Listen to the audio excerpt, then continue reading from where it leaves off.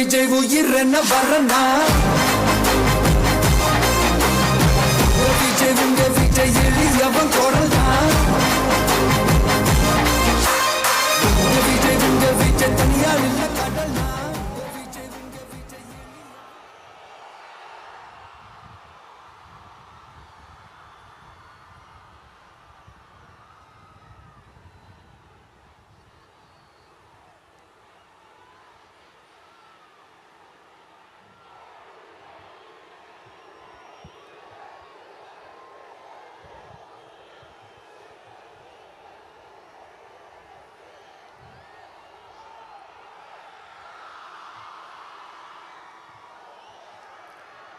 மஞ்சள் மஞ்சள் பொதுவா நல்ல காரியங்கள் ஸ்டார்ட் பண்றதுக்கு முன்னாடி இந்த மஞ்சள் எடுத்து வச்சு தான் ஸ்டார்ட் பண்ணுவாங்க. நம்ம வீட்டில் கூட நம்ம அம்மா அக்கா தங்கைகள் நமக்காக நாம நல்லா இருக்கணும்ன்றதுக்காக மஞ்சள் புடவை கட்டிக்கிட்டு தான் வேண்டிக்குவாங்க. அப்படி அந்த மஞ்சள்னாலே ஒரு தனி வைப்பு தாங்க. நம்ம கொடியில கூட அந்த வைப்ரண்டான அந்த எனர்ஜெட்டிக்கான அந்த மஞ்சள் இருக்குமே, அந்த மாதிரி மங்களகரமான மஞ்சள் விளையிற பூமி தான் இந்த ஈரோடு பூமி. இங்க வந்து மஞ்சளை பத்தி பேசாம வேற எங்க போய் பேசுறது? அது மட்டும் இல்ல,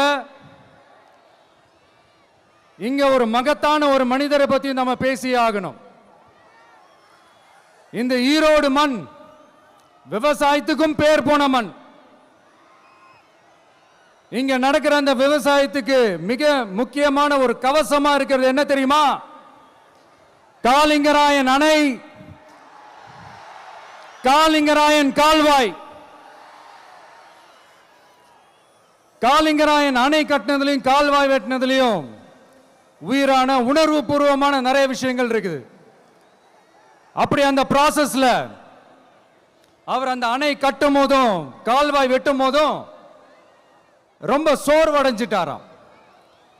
அப்ப அவங்க அம்மா அதை பார்த்துட்டு சொன்னாங்களாம், மகனே காளிங்கா, தயிர் வித்த காசு தாழ்வாரம் வரைக்கும் இருக்குது, மோர் வித்த காசு முகுடம் வரைக்கும் இருக்குது, அதை எடுத்துக்கிட்டு போய் அணைய கட்டியா கால்வாய வெட்டியான்னு சொல்லி தைரியம் கொடுத்தாங்களாம்.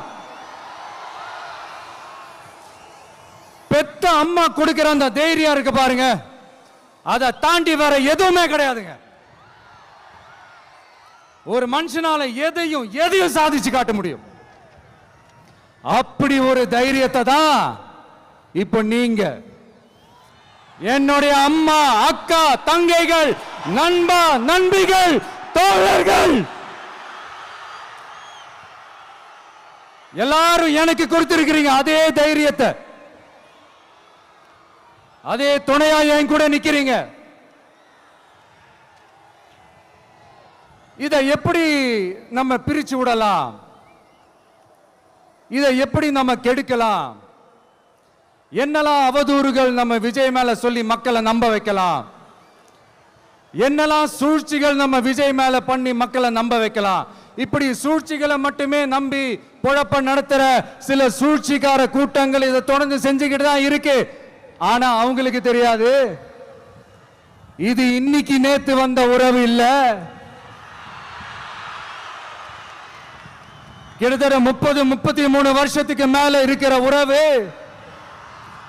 ஏன், நான் சினிமாவுக்கு வந்தப்போ எனக்கு வயசு 10, அப்பல இருந்தே இந்த உறவு ஸ்டார்ட் ஆகி போயிட்டு இருக்கேன்னு அவங்களுக்கு தெரியாம போச்சு.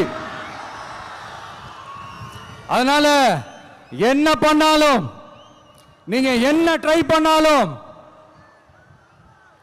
எல்லாத்தையும் விட்டுட்டு மக்களுக்காக வந்திருக்கிற இந்த விஜய மக்கள் ஒரு நாளும் கைவிட மாட்டாங்க. மக்கள் கூடவே நிக்கிறாங்க, கூடவே நிப்பாங்கன்னு அவங்களுக்கு தெரியாம போச்சு. என்னப்பா நிப்பீங்கல்ல? உங்களை நம்பிதாப்பா வந்திருக்கிறேன். அதான் இந்த சத்தம் தாங்க வாழ்நாள் பூரா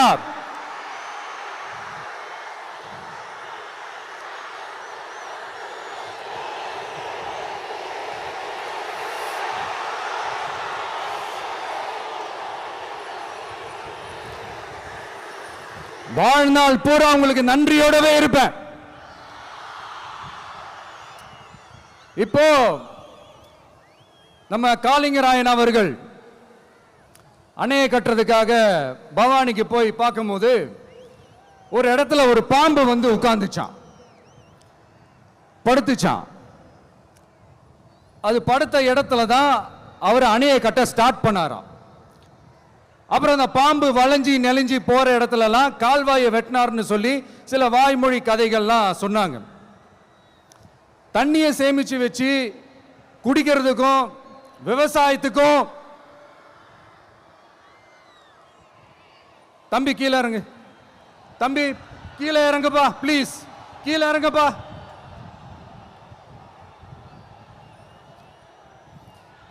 ஓகே, தேங்க்யூ தேங்க்யூ. கீழே இறங்குங்க, கீழே இறங்குப்பா.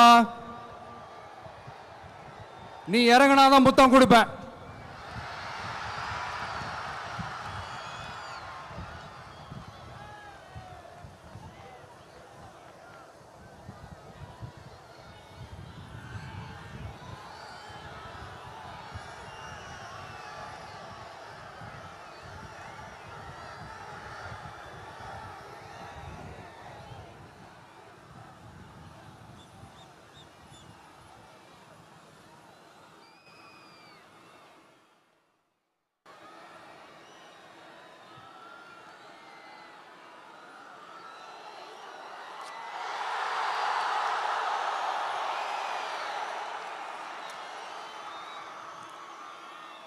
இப்படி தண்ணியை சேமிச்சு வச்சு குடிக்கிறதுக்கும் விவசாயத்துக்கும் வழி வகுக்கிறது எவ்வளவு பெரிய ஒரு நல்ல விஷயம்.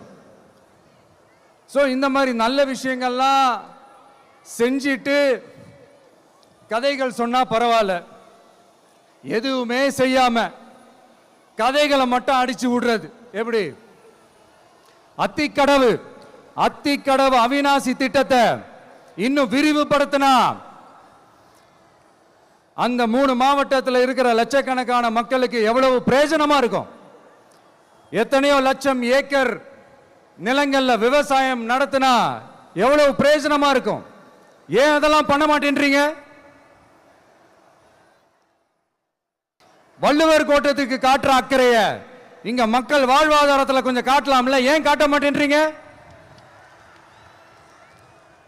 இங்க என்ன கவர்மெண்ட் நடத்துறாங்களா இல்ல கண்காட்சி நடத்துறாங்களா? இந்த 21ஆம் நூற்றாண்டிலே மக்களை பத்தி எதுவுமே யோசிக்கிறது இல்ல. ஆனா அந்த காலத்திலேயே இது எல்லாத்தையும் பத்தி யோசிச்ச, மக்களை பத்தி, குடிக்கிற தண்ணியை பத்தி, விவசாயத்தை பத்தி, அணை கட்டுறதை பத்தி, கால்வாய் வெட்டுறதை பத்தி, இதெல்லாம் எங்கிருந்து? பவானியிலிருந்து நொய்யலாறு வரைக்கும் கால்வாய் வெட்டி இது எல்லாத்தையும் பத்தி யோசிச்ச காளிங்கராயன் அவர்களுக்கு கோடி கும்பிடு போட்டாலும் பார்த்தாதுங்க. இப்படி அந்த காலத்தில் இருந்த ஒரு ஹீரோவை பத்தி பேசிட்டு இந்த காலத்தில், அதாவது 1920th செஞ்சுரியில் இருந்த ஒரு ஹீரோவையும் பத்தி நம்ம பேசி ஆகணும்ல. ஒருத்தர் இலகிய மனம் கொண்ட ஹீரோனா இன்னொருத்தர் இரும்பு மாதிரி அயன் மேன் தான். எஸ், நம்ம ஈரோடு கடப்பாறை தான்.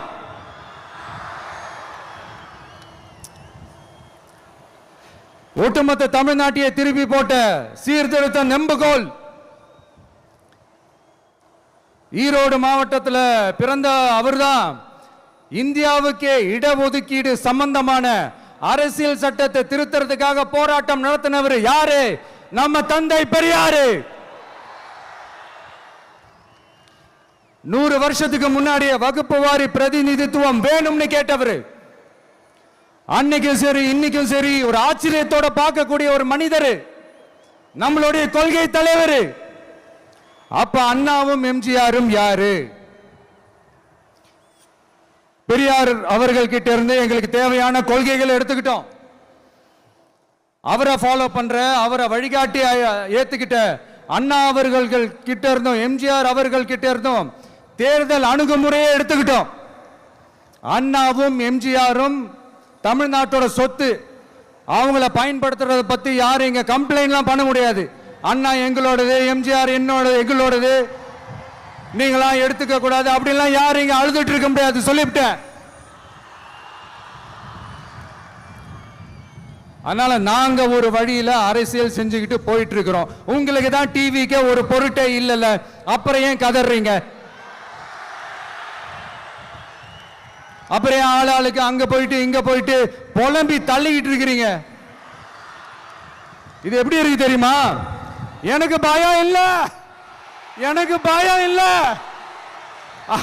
அப்படின்னு சத்தமா சவுண்ட் விட்டுக்கிட்டே சத்தமா பாட்டு பாடிக்கிட்டே இந்த நடுங்கிக்கிட்டே சின்ன பசங்க நடந்து போவாங்க, அந்த மாதிரி இருக்கு.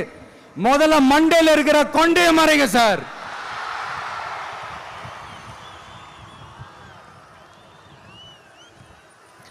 சும்மா மாறு வேஷத்துல மறு வச்சுக்கிட்டு மீடியா ஆளு, ரேடியோ ஆளுன்னு இவங்க ஆளுங்களே மாத்தி மாத்தி அனுப்பிக்கிட்டு, இதெல்லாம் என்ன மக்களுக்கு தெரியாதுன்னு நினைச்சிட்டு இருக்கீங்களா?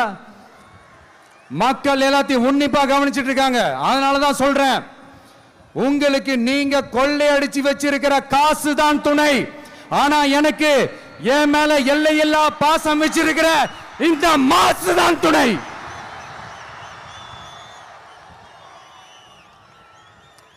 இப்படி நமக்கு துணையா இருக்கிற ஈரோடு மக்களுக்காக நான் இப்போ குரல் கொடுக்கலான்னு வந்திருக்கிறேன். சரி, இப்போ விஷயத்துக்கு வருவோம்.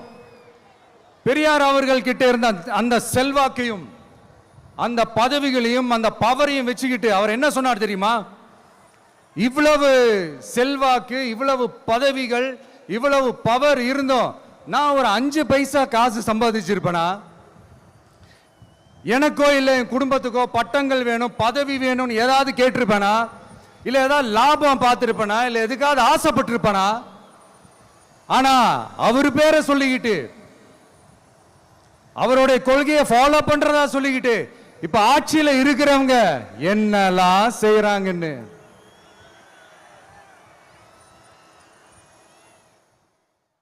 அதனாலதான் சொல்றோம், பெரியார் பேரை சொல்லிக்கிட்டு தயவு செஞ்சு கொள்ளையடிக்காதீங்கயா, தயவு செஞ்சு கொள்ளையடிக்காதீங்க. அவரு பேரை சொல்லிக்கிட்டு பெரியார் பேரை சொல்லி கொள்ளையடிக்கிற இவங்க தான் நம்மளுடைய அரசியல் எதிரி. மக்களை நீங்க சொல்லுங்க, நம்மளுடைய அரசியல் எதிரி யாரு? நம்மளுடைய கொள்கை எதிரி யாரு? ரிப்பீட், நம்மளுடைய அரசியல் எதிரி யாரு? நம்மளுடைய கொள்கை எதிரி யாரு? உங்களுக்கு புரியுது இல்ல? எனக்கு அது போதும்யா, எனக்கு வேற எதுவுமே தேவையில்லை.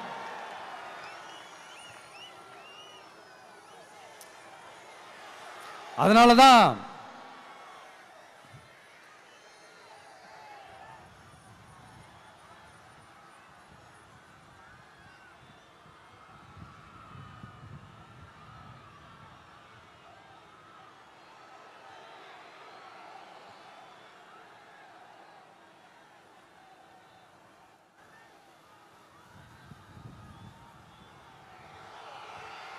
உங்களுக்கு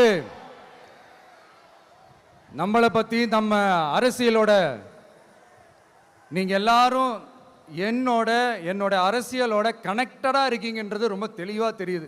அதனால எனக்கு அது போதும். அதனாலதான் எதிரிகள் யாருன்னு சொல்லிட்டு களத்துக்கு வந்திருக்கிறோம். அதனால அவங்கள மட்டும் தான் எதிர்ப்போம். அதுவும் அந்த எதிரிகள் யாரு இப்போ இங்க 2026 சட்டமன்ற தேர்தலில் களத்தில் இருக்கிறாங்களோ அவங்கள மட்டும் தான் எதிர்ப்போம். சும்மா களத்திலே இல்லாதவங்களையும், களத்துக்கும் அவங்களுக்கும் சம்பந்தமே இல்லாதவங்களையும்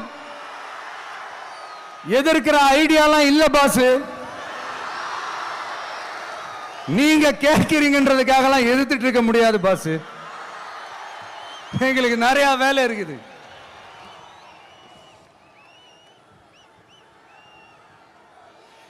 எத்தனை எத்தனை பொய்யான வாக்குறுதிகள். வந்த உடனே நீட்டை ரத்து செய்வோம், கல்வி கடனை ரத்து செய்வோம், கேஸ் சிலிண்டருக்கு மானியமா 100 ரூபாய் தருவோம், என்னெல்லாம் அடிச்சு விட்டுட்டு இன்னி வரைக்கும் கேட்கிறேன், இதெல்லாம் சொன்னாங்களே, செஞ்சாங்களா? இவங்க எப்பவுமே இப்படிதான், சொல்றது ஒண்ணு செய்யறது ஒண்ணு. திமுகவும் பிரச்சனைகளும் ஃபெவிகால் போட்டு ஓட்டின ஃப்ரெண்ட்ஸ் மாதிரி ஒன்னில இருந்து ஒன்ன பிரிக்கவே முடியாது. இது இப்போ ஈரோடு பகுதியில் இருக்கிற பிரச்சனையை பத்தி பேசுவோம். பெரியார் பேரை மட்டும் சொல்லிக்கிட்டு எப்படி அவரோட கொள்கைகளுக்கு எதிராக செயல்படுறாங்களோ அப்படிதான் இந்த மஞ்சள் நகரத்தோட மஞ்சளுக்கும் ஒண்ணும் பண்ணல, மஞ்சள் விவசாயிகளுக்கும் ஒண்ணும் பண்ணல. ஆராய்ச்சி மையம், சிறப்பு மையம்னு கோடி கோடியா டெண்டர் விட்டாங்க, பேருக்கு கட்டிடத்தை கட்டினாங்க. ஆனா உலகமே போட்டி போட்டு வாங்குற மஞ்சளை மதிப்பு கூட்டி விற்பனை செய்ய,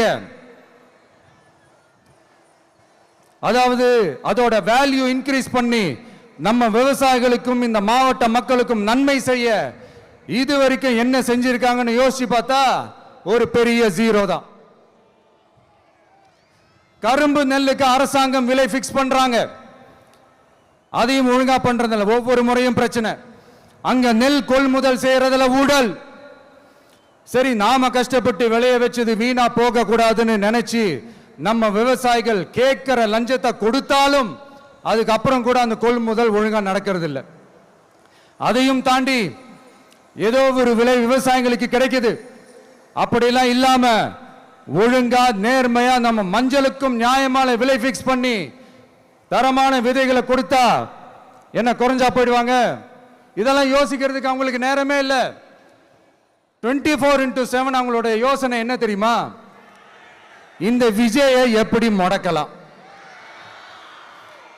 தமிழக வெற்றி கழகத்தை எப்படியெல்லாம் முடக்கலாம், அப்படிதான் அவங்களுடைய சிந்தனையே 24x7. எத்தனையோ வருஷத்துக்கு முன்னாடி நம்ம காளிங்கராயர் நதிகளின் இணைப்புக்கு முன்னோடியா இருந்தார். பவானி ஆத்துல வர அதிகமான தண்ணீர் அணை கட்டி தேக்கி தண்ணீர் வறட்சியான பகுதிகளுக்கு அனுப்பினார். ஆனா இன்னைக்கு இவ்வளவு நவீன வசதிகள் இருந்தோம், இவ்வளவு சயின்ஸ் வளர்ச்சிகள் இருந்தோம், இவ்வளவு டெக்னாலஜி வளர்ச்சிகள் இருந்தோம், அவங்க வாக்குறுதியில் ஒன்று கொடுத்தாங்கல்ல, பவானி நொய்யலாறு அமராவதி 6 இணைப்பு திட்டத்துக்கு ஒரு துரும்ப கூட கிள்ளி போடல. வாக்குறுதி நம்பர் 103 சொன்னாங்களே, செஞ்சாங்களா? சரி, இதாவது ஒரு பெரிய ப்ராஜெக்ட் வைங்க.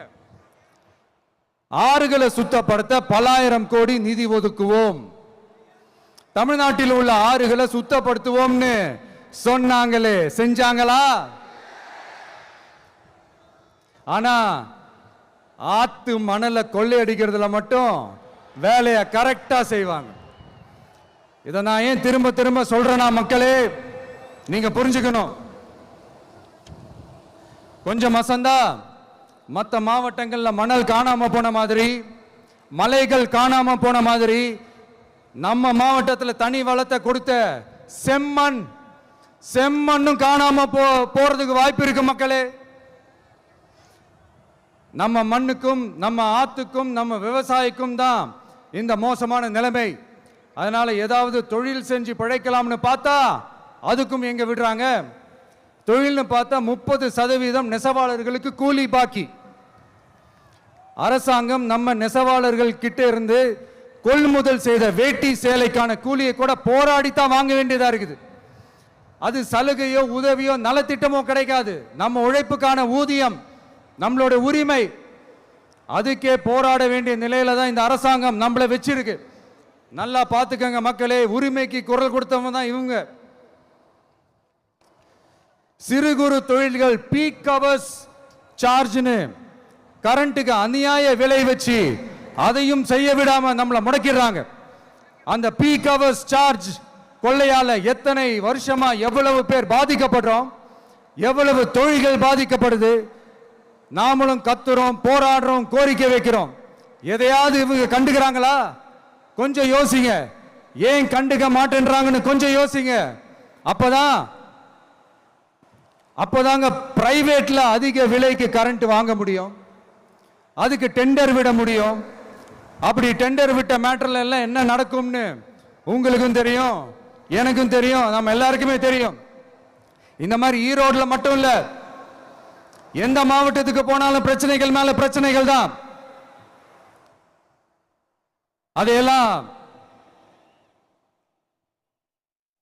அதையெல்லாம் தீக்கிறதுக்கு ஒரு சொல்யூஷன் கூட சொல்லாம இதுல வேற பெருமையா மாடல் அரசு மாடல் அரசுங்கிறது. இல்ல நான் கேட்கிறேன், கூச்சமா இல்ல?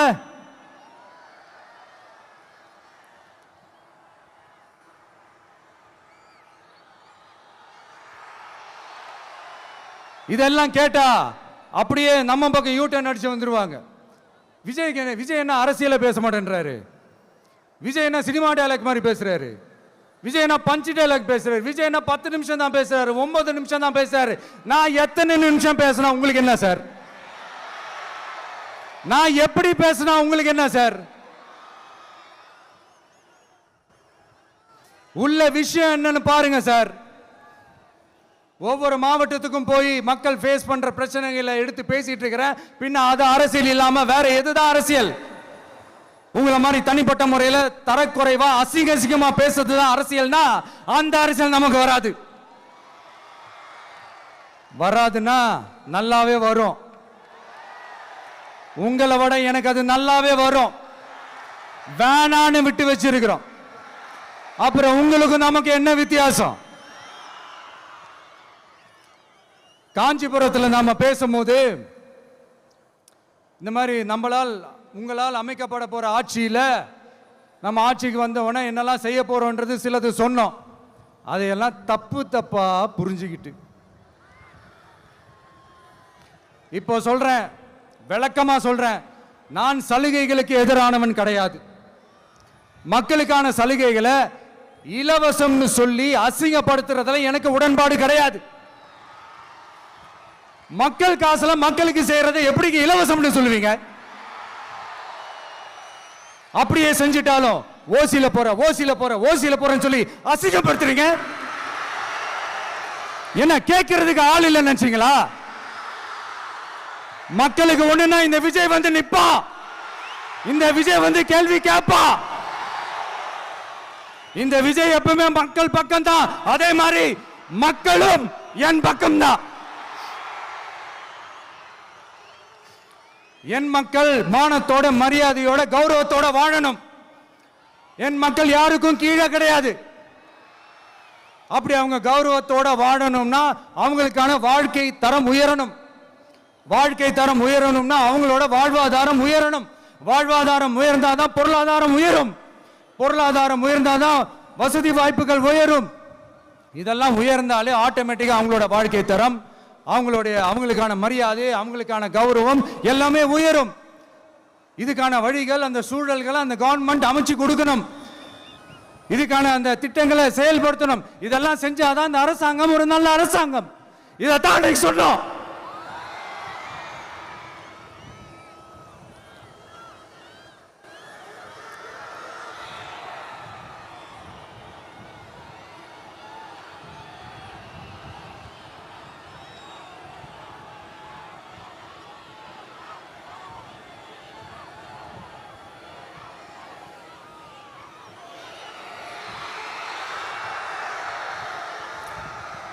இதைத்தான் இன்னைக்கு சொன்னோம். உடனே சொன்னா மட்டும் போதுமா? எப்படி செயல்படுத்துவீங்க? நாங்க என்ன வாயிலே வடை சுடுறதுக்கு டிஎம்கேவா? டிவிகேடா?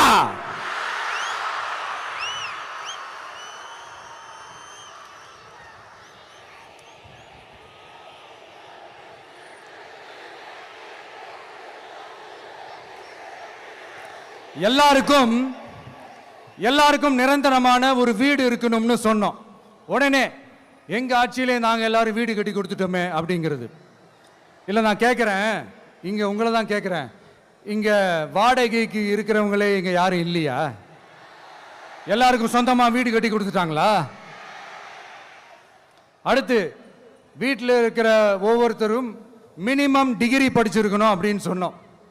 உடனே எங்க ஆட்சியிலே எல்லாரும் டிகிரி படிச்சு முடிச்சிட்டாங்களே அப்படிங்கிற மாதிரி சொல்றது அது உண்மைனா? ஸ்கூல் லெவல்லையே டிராப் அவுட்ஸ் அதிகமானது யாரோட ஆட்சியிலங்க?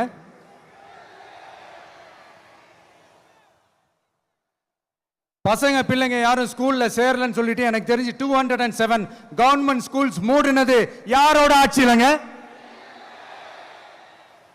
இதுல கல்வியில் சிறந்த தமிழ்நாடுன்னு டிராமா வேற.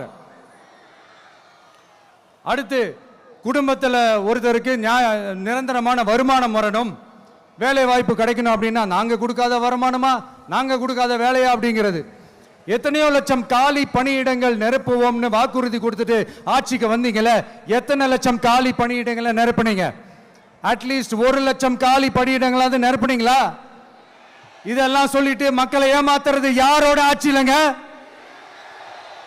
அடுத்து ரொம்ப முக்கியமா, பெண்களுக்கு பாதுகாப்பு இல்ல, சட்டம் ஒழுங்கு சரியா இல்லைன்னு சொன்னா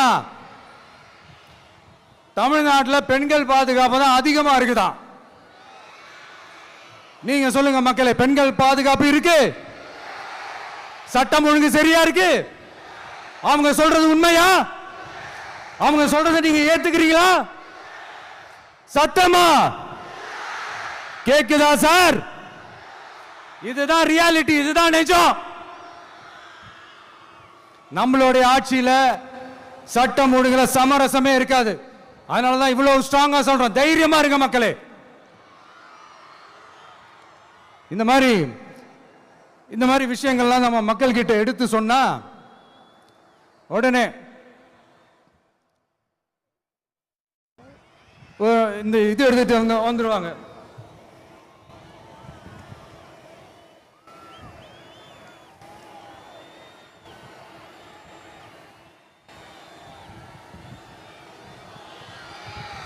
இந்த மாதிரி இதெல்லாம் என்னென்ன செய்ய போறோன்றது சிலதெல்லாம் காஞ்சிபுரத்தில் சொன்ன மாதிரி சொன்னா எல்லாத்தையும் தப்பா திருச்சி பேசிக்கிட்டு அவதூறு பரப்பிக்கிட்டு. நான் கூட யோசிப்பேன், எம்ஜிஆர் அவர்களும் மேடம் ஜெயலலிதா மேடம் அவங்களும் ஒரே வார்த்தையில சொல்லி இந்த திமுகவை காலி பண்ணாங்கல்ல. நான் கூட யோசிப்பேன், ஏன் இவ்வளவு ஹார்ஷா பேசுறாங்க, ஏன் இவ்வளவு ஹார்ஷா அவங்கள திட்டுறாங்கன்னு யோசிச்சது உண்டு. இப்பதானே புரியுது. அவங்க 2 பேரும் சொன்னதை இப்ப நானும் ரிப்பீட் பண்றேன். திமுக ஒரு தீய சக்தி, திமுக ஒரு தீய சக்தி, திமுக ஒரு தீய சக்தி, திமுக ஒரு தீய சக்தி, தீய சக்தி, தீய சக்தி, தீய சக்தி. என் நெஞ்சில் குடியிருக்கும் ஈரோடு மக்களே,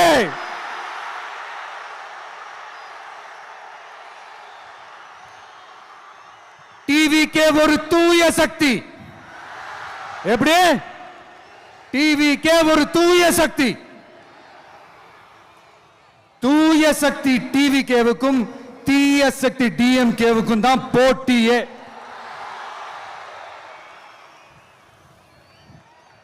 என்ன முடக்கலாம்னு நினைக்கிறீங்க, ஆனா இந்த சத்தத்தை ஒரு நாள் உங்களால முடக்க முடியாது. மக்கள் விரோத திமுக அரசை வீழ்த்த மக்கள் சக்தியான நம்மளால மட்டும்தான் முடியும். அண்ணன் செங்கோட்டையன் அண்ணன் அவர்கள் நம்ம கூட வந்து சேர்ந்தது நமக்கு ஒரு மிகப்பெரிய ஒரு பலம். அந்த மாதிரி செங்கோட்டையன் அண்ணன் அவர்கள் மாதிரி இன்னும் நிறைய பேர் வந்து சேர இருக்கிறாங்க. அவங்க எல்லாருக்குமே அந்த உரிய அங்கீகாரத்தை கொடுப்போம். அது மட்டும் இல்ல, அப்புறம் இன்னொரு விஷயம் சொல்ல மறந்துட்டேன். இப்போ ரீசண்டா ஒரு இடத்துல நம்ம சிஎம் சார் அவர்கள் பேசும்போது சொன்னாங்க, என் கேரக்டரையே புரிஞ்சுக்க மாட்டேங்கிறேன். இது சினிமா டயலாக் இல்லையா? நான் ஏதாவது பேசினா சினிமா டயலாகா? சார் பேசினா அது சினிமா டயலாக் இல்லையா? சிலப்பதிகாரத்திலிருந்து எடுத்ததா அந்த லைன். என் கேரக்டரையே புரிஞ்சுக்க மாட்டேன்றது. உங்களை எப்படிதான் சார் புரிஞ்சுக்கிறது? எந்தெந்த விஷயத்துலலாம் சார் உங்க கேரக்டர் நாங்க புரிஞ்சுக்கிறது? அதையும் நீங்களே சொல்லிட்டீங்கன்னா கொஞ்சம் நல்லா இருக்கும் சார். சட்டம் ஒழுங்குல நாடே சந்தி சிரிக்குது, அதுலையா? பெண்கள் பாதுகாப்புல நாடே சந்தி சிரிக்குது, அதுலையா? பொய் வாக்குறுதிகளா கொடுத்து ஏமாத்தி ஆட்சிக்கு வந்தீங்களே, அதுலையா? எதுல தான் சார் உங்க கேரக்டர் நாங்க புரிஞ்சுக்கிறது? ஆனா ஒண்ணு, தமிழ்நாட்டில் ஆட்சி செய்யற நீங்களும் சரி, ஒன்றியத்தில் ஆட்சி செய்யறவங்களும் சரி, நீங்க 2 பேரும் முதல்ல என்னோட கேரக்டரை புரிஞ்சுக்கணும் சார். என்னோட கேரக்டர்னு சொன்னது நம்ம மக்களோட கேரக்டரை. 2026 சட்டமன்ற தேர்தலோட அந்த கேரக்டரே கொஞ்சம் வேற மாதிரி சார். அத கொஞ்சம் தயவு செஞ்சு நீங்க புரிஞ்சுக்கணும் சார். புரிஞ்சுக்கலனா மக்களே உங்களுக்கு புரிய வைப்பாங்க சார். கான்பிடென்ட்டா இருங்க சார். நல்லதே நடக்கும் சார். வெற்றி நிச்சயம் சார். மீண்டும் சந்திக்கும் வரை நன்றி, வணக்கங்க சார். நண்பா, நண்பிகள், இங்க எல்லாம் பார்த்தோம், எல்லாம் நல்லபடியா நடந்தது. சேஃபா வந்துட்டு சேஃபா வீட்டுக்கு போயிடுங்க. எனக்கு எல்லாத்தையும் விட நீங்க தான் எனக்கு முக்கியம். தயவு செஞ்சு சேஃப்டியா போயிட்டு வாங்க. ஒரு ஈரோடு செல்ஃபி ஒன்று எடுப்போமா?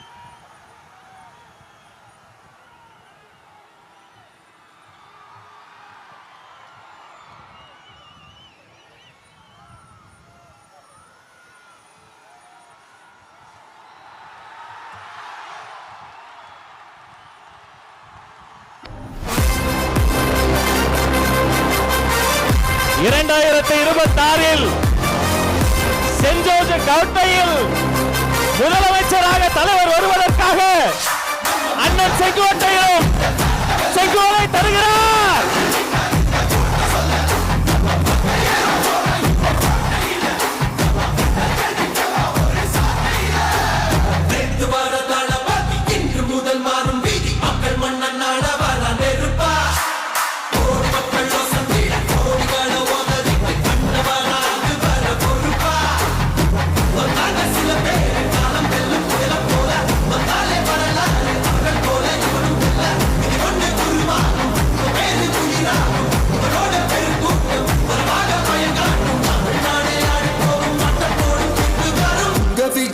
விஜய் உயிரென்ன வரனா?